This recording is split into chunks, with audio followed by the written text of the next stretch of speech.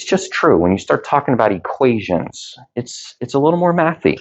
Okay, now, I don't know quite what you came expecting today, but you guys are in a math class and you're here, so let's think about this. But just be aware that, this is it's going to be more involved. It doesn't mean you can't do it, but I'm just being honest with you. It's more involved. The good news, though, is that it actually connects back to points, because really equations are just a bunch of points. And of course, a bunch of points make lines. So now we're ready to talk about lines. All right. Now I'm on the back of your notes. Remember, on the back, we're kind of doing some discovery. Make sure that you kind of adapt with me here. I'm on the back left and partway down. I'm on the back left, partway down, where there should be a spot where we can consider an equation. Let's consider the equation x squared plus y squared equals 9. X squared plus y squared equals 9. Okay, just kind of first things. It's an equation. Okay, I don't mean that to kind of be silly, but it's an equation because it's got variables, it's got an equal sign. So that means it's some kind of graph, it's some kind of line. Now, I don't really expect that you guys came into class knowing what that equation looks like. In fact, it's very possible that if you go back through the math you've done with teachers in high school, that no one's ever seen this equation. This might be the first time you've seen it. So let's look at it. Like, what is x squared plus y squared equals 9? Okay, well, we've got Desmos. Desmos is pretty sharp, so you don't need to type it in Desmos. You can just watch. We've got x squared plus y squared, ready, equals 9. Oh, and what do we get? Okay, well, we get a circle. Now, a circle, that's something to talk about, because a circle, we've kind of seen a few circles over the last few days. Okay, I guess what I'm saying is maybe you're starting to get a little more comfortable with a circle. In fact, are you comfortable enough to describe that circle using polar variables? What do you mean using polar variables? Well, there was a day, it was near the beginning of this chapter, where we said a circle can be described as r equals. Remember, r equals just means the radius equals. For this particular problem, it looks like the radius equals 3. Well, if you say r equals 3, you just converted that circle. You just converted that equation. Okay, now maybe you feel like there's got to be more. Okay, well, there is more, but I just want to be clear. We took x and y and we converted it to r. There's no theta this time, but we took x and y and we converted it to r. So we converted it, okay? But I want to show you that there's a little more of a mathematical method. This mathematical method will be helpful for other problems. So check it out with me. It requires taking the circle equation, x squared plus y squared equals 9, and doing a little substitution of the x, and a little substitution of the y. It's going to look a little more algebraic, but what can we substitute? What can we substitute for x and y? That's a little bit of a hint, whether you look up here or you look back at your notes yesterday. But the cool thing is that yesterday we decided, or we discovered, that x equals r cosine of theta. So it still works today. And we could say that y equals r sine of theta. And again, it still works today. Okay, now let's do some algebra to this equation. Whether you sort of realize or not, you're allowed and you should go ahead and square r and cosine. So you're allowed and you should square r and cosine. Now you get r squared and cosine squared. Don't worry, you'll see where this is headed. I don't expect that you would have said, hey, Miss Naylor, why don't you do this, this, and this? But let's do it. Let's square r and sine. So we get r squared and sine squared.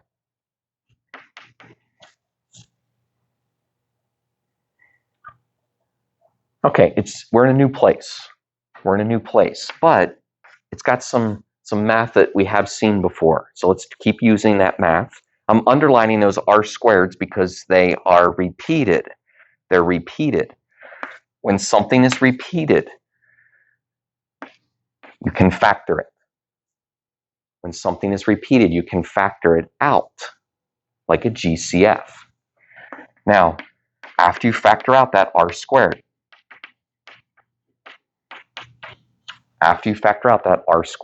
take a look. Take a look. Cosine squared plus sine squared. Cosine squared plus sine squared. Maybe you can't get your eyes off of it. I know, it's very beautiful. It's one of the most beautiful things in mathematics. Cosine squared plus sine squared. Or to say it the other way, sine squared plus cosine squared. Sine squared plus cosine squared. I think I've seen that before. It's equal to, it's always equal to, you should be able to tell me if you see me out and about that it's equal to, do you remember? 1. It's equal to 1.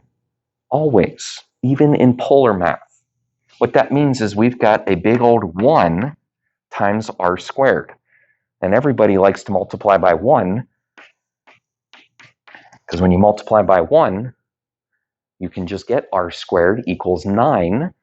And oh my gosh, if you take the square root of both sides, which is legal, right? If you take the square root of both sides, you get r equals 3.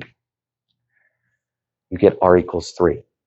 Now, what I want you to realize is that's what we found 5 minutes ago, okay? That's what we found 5 minutes ago because r equals 3 is equivalent to x squared plus y squared equals 9, okay?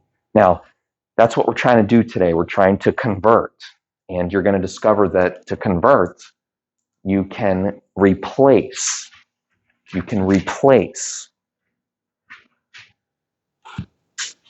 every x with r cosine, and you can replace every y with r sine.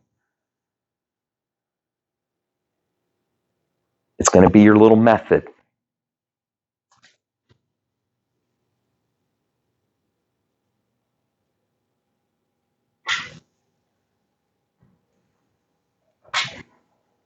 Now listen, the reason today's lesson is a little more involved is because there's more variation on equations. Just so you're clear, we just did a circle on the back of your paper, but there's more than just circles out there. And so now we're going to kind of take what we did here and we're going to try to apply it to some other equations. So I'm on the front of the paper, underneath what you just wrote down. And as you can see, we have 3 equations we're going to look at. But let's look at y equals 3x first. Y equals 3x.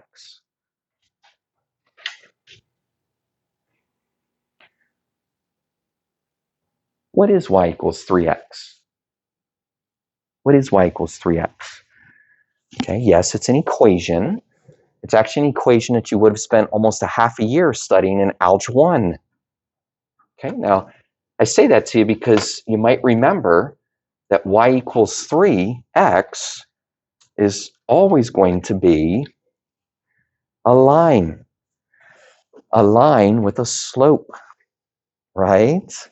Okay, again, make your algebra teacher proud. Everybody should say that y equals 3x is a sloped line, even if maybe you forgot for a moment. Now, how do we write a polar equation for a sloped line? Now it's something to sort of talk about. How do we write a polar equation for a sloped line? Use the method. The method is to replace. We're going to replace the letter y. Trust it. We're going to replace it with an r sine of theta.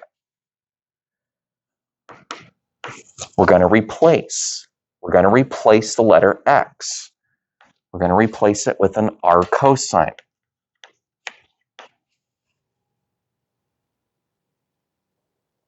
Now, once again, we're in a new place. Okay, most of the stuff today is going to be new. But if you look at this equation, it is true that I could divide both sides by r cosine.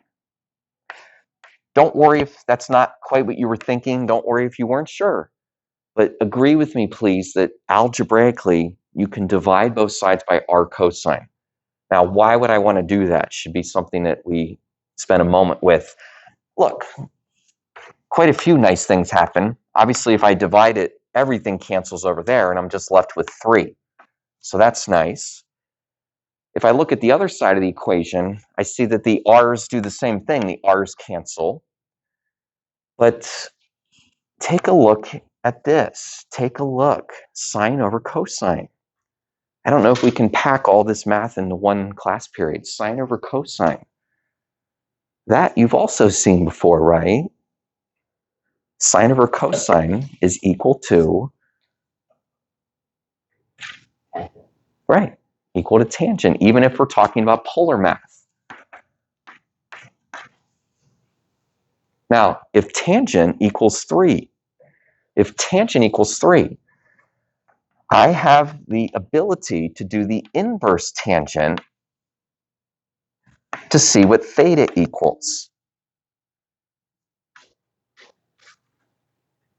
If you haven't maybe gotten that calculator out yet, I encourage you to do it. You'll use it a time or two. But I want you to see what happens when you do the inverse tangent of 3.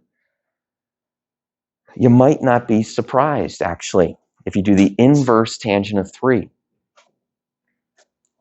Again, you might not be surprised because you always get an angle. You always get an angle. And what is this? Is it 71.5? Then what's the second decimal, please? Okay, so maybe we round it to 57.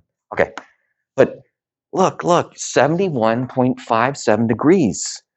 Wait, that looks like the same tilt as this line. That's because it is. 71 degrees is the same as a sloped line of 3. Again, 71 degrees is equivalent to a slope of 3. Okay, and that means we converted it. Now, sometimes people look at this equation and they're kind of like, there's got to be more. There's not more. That's the same as this line. Because remember, whenever you have something of the form theta equals, it's always a tilted line. Okay, things are looking good. This is what's supposed to be happening. Here, let's try another kind of situation. Y equals -5. Y equals -5.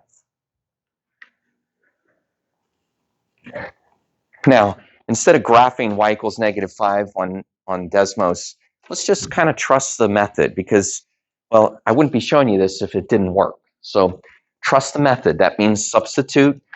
Well, substitute, I guess, just for y. Okay, so I'll substitute a r sine of theta. R sine of theta. Okay. Now, once again, we're kind of in a new place. It doesn't really look like what we did up here. You know, like I can divide both sides by something and get everything to cancel. But I can divide both sides by sine. And even though I don't really get everything to cancel, I get this equation to be in a little better form. First off, it's in the form r equals.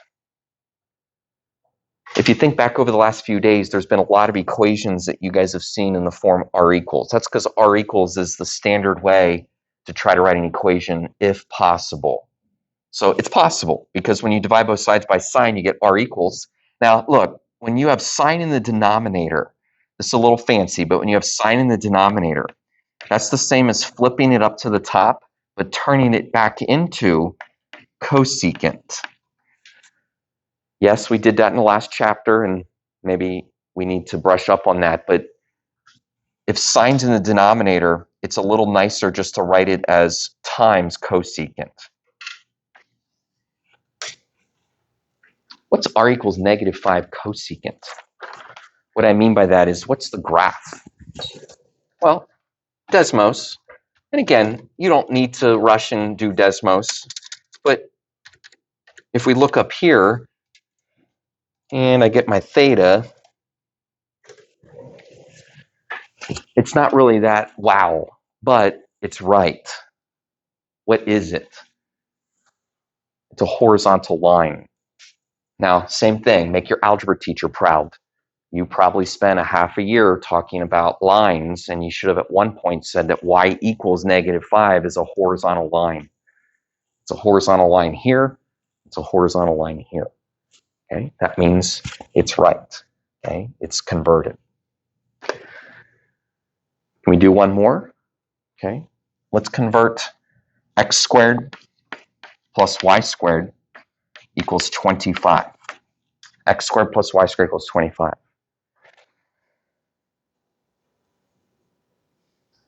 This time, we're not actually in a new place. Not technically, because we actually already talked about something that was of the form x squared plus y squared.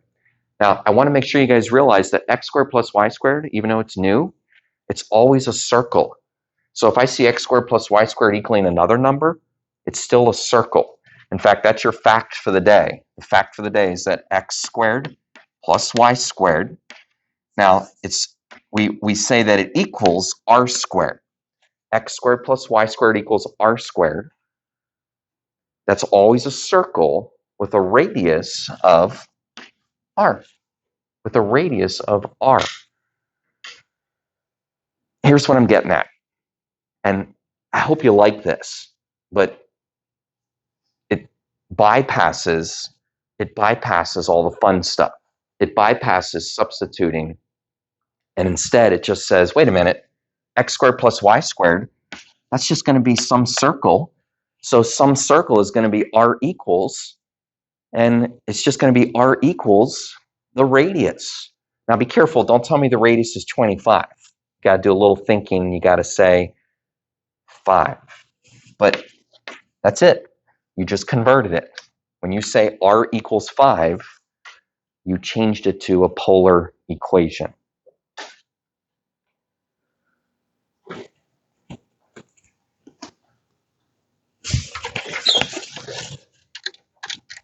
And just to make sure that you don't think I'm making stuff up, x squared plus y squared equals 25. Yep, it's a circle, but it's got a different radius. Okay, now converting to a polar equation. Ready? Now we're going to go the other way. Now we're going to convert to a rectangle equation. It's the last thing that we're going to do with converting. Hang in there, have a good attitude. Try not to get it all mixed up, but we're going to go back to the back of your paper. I'm on the back of the paper. There's some space at the bottom right. Now I'm going to give you a polar equation. How about the polar equation theta equals -45? Theta equals -45.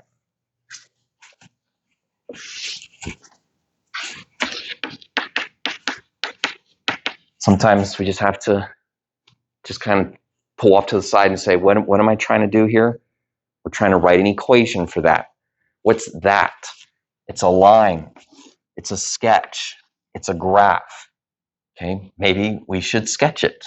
Now, to sketch theta equals -45, remember what you've learned. You just rotate -45, and, well, you basically draw an angle of -45. Bless you. Well, that looks like a tilted line. Wait a minute, tilted lines from algebra are always of the form y equals mx plus b. You might feel like you're in a little bit of a flashback to algebra class for a moment. So, yeah, okay, I need a slope and a y-intercept. Are you guys ready to sort of go after a slope and a y-intercept? Now, I'm talking about the slope and the y-intercept of this tilted line over here. The y-intercepts, that looks pretty easy. I'll take that one. That looks like it's going to be 0. Okay, so I've got y equals some type of slope, but I determined the y-intercept. That was easy. Now, I'll tell you the slope, I don't want to say that it's hard, but it involves a little more math. Let's do some math.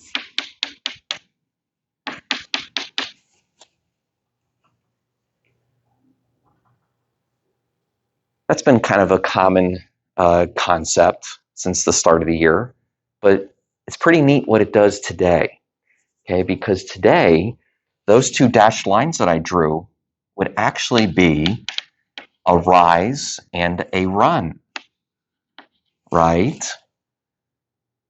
You know the concept of rise and run. It turns out that those are actually the sides of a triangle. Now, wait a minute, what kind of triangle is this? It's a triangle that involves a 45, a 45, another 45, and of course the 90. Do you know the sides of a 45, 45, 90? Do you know the two legs?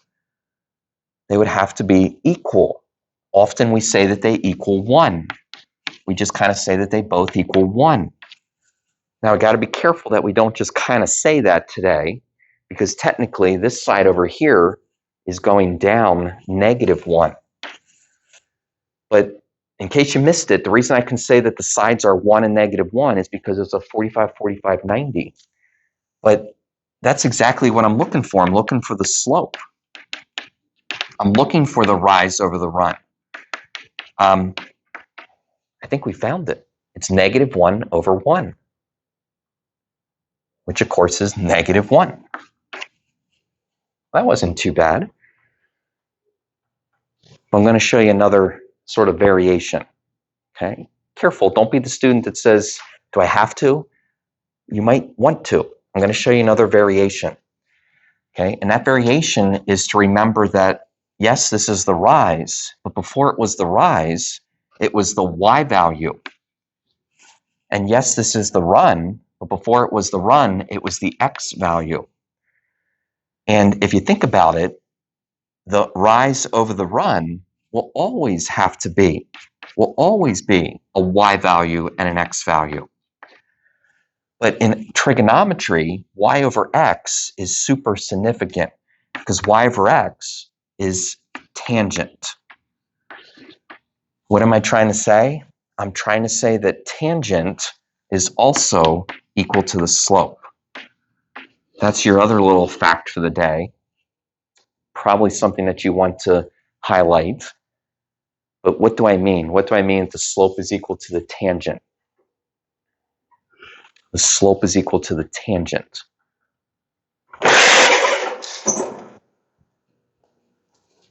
Well, we mean literally the tangent of -45. Because whenever you do a tangent or any trig function, it's always of an angle. Make the connection, okay? The slope is -1. The slope is the tangent. So therefore, the tangent is also -1.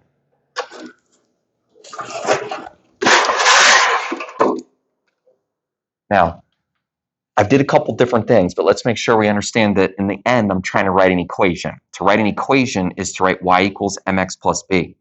What I'm getting at is I need to write y equals -x. Like y equals -x is actually the answer because, again, I want an equation. Sometimes kiddos will spend so much time finding the slope, which is really good, but then they forget to write the equation, which is kind of like, ah, man. So make sure that you write the equation as y equals mx plus b. Now, our last category kind of fittingly uses a strategy that simply says you have to recognize what you're given. This is kind of a nice way of saying you just need to now be familiar with what all this lesson is about. And I think you're ready to, but let's do it. Let's do 3 categories where you have to recognize the category. We're going to start off with theta equals 240. So I'm on the front of the paper, kind of the bottom right side, theta equals 240. Now that's an equation. It's also a line. Many times students will be visual. They will think about what is the line 240. Now the line 240, as maybe you're not surprised, is simply a line that is tilted 240 degrees. Now, a line that's tilted is always going to end up as some type of y equals mx plus b. Kind of sound familiar? Okay, yes, it's what we did over here. Now, it's the slope that we really need to find, because I hope you realize that the y-intercept is once again 0. But the slope, the slope ends up being the sides of this triangle. Now, the sides of this triangle, it would be helpful if we knew what type of triangle we had. We don't have a triangle that has a 240 degree angle. Rather, if we think of the reference up here, we would subtract and really be thinking of a 60 degree angle. So again, 240, yes, but really 60 is the angle that's inside here. Now, if this makes you sweat a little bit, this is a special triangle. It's a 30, 60, 90. And again, if it gets you a little nervous, remember the sides of a 30, 60, 90 are known, because across from 30 is always a 1.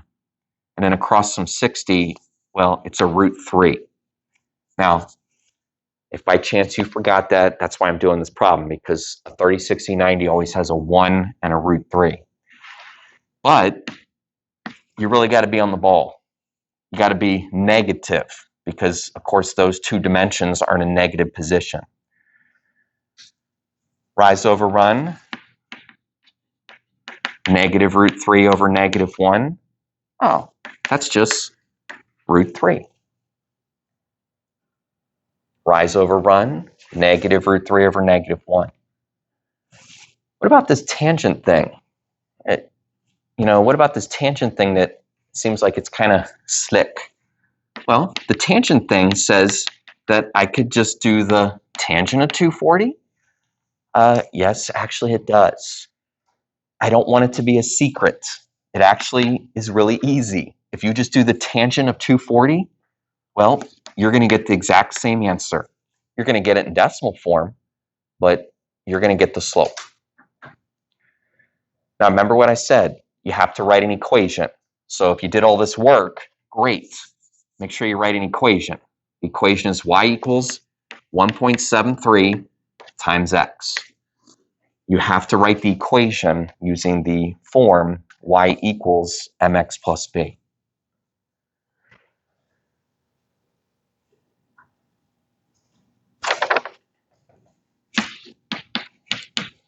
R equals 12. R equals 12. Listen, again, you have to really say, okay, R equals 12. Oh, that's a circle. That's a circle because of things that we've talked about. Actually, now that you say or realize it's a circle, then you can jump right into the x squared plus y squared formula. Yeah, it's new. This was new for everybody today. But x squared plus y squared is always the equation for a circle. The only thing you really have to think about is if it's going to equal 12, if it's going to equal the square root of 12, or if it's going to equal 12 squared. I don't know. Did you realize that you kind of have to think which one is it?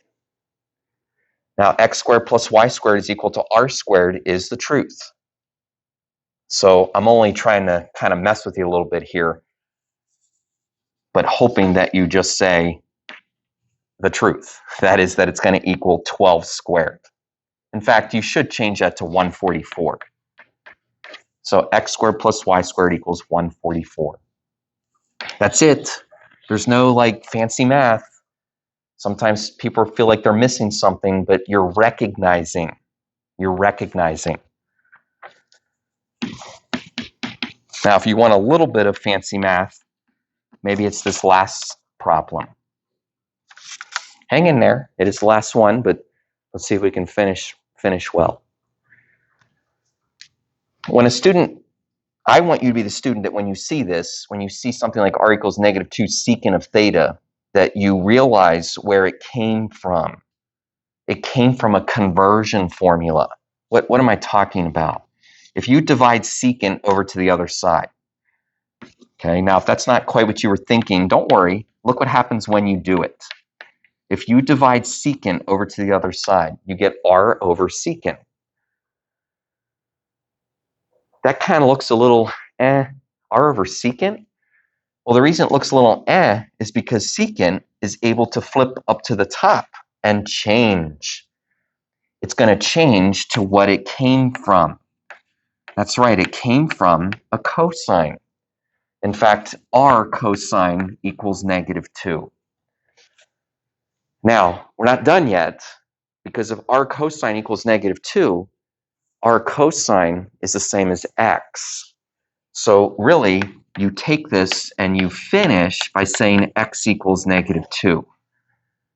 X equals -2. Careful, because I've seen students, they want to do it right, but they kind of stop here. If you stop here, r cosine, you didn't convert it. You didn't convert it until you change it to x. Now it's rectangular. Same thing. Back in the algebra class, you would have spent a half a year talking about x equals -2. Well, sort of, right? X equals -2 is just a vertical line. So that means that the original equation was also a vertical line. All right, that's converting. Now, yes, we've done a lot. If you've not been here in person both times, it's still on video form, but there's a lot going on that's packed into this paper. Okay, have a good attitude about it. I think that's where it starts, but it is a little harder than some of the stuff we've done the last few days. Try the homework helper. We will practice this. This will be something that we'll spend some more time with. Okay, but look at your little guided notes paper as you practice this. Till next time.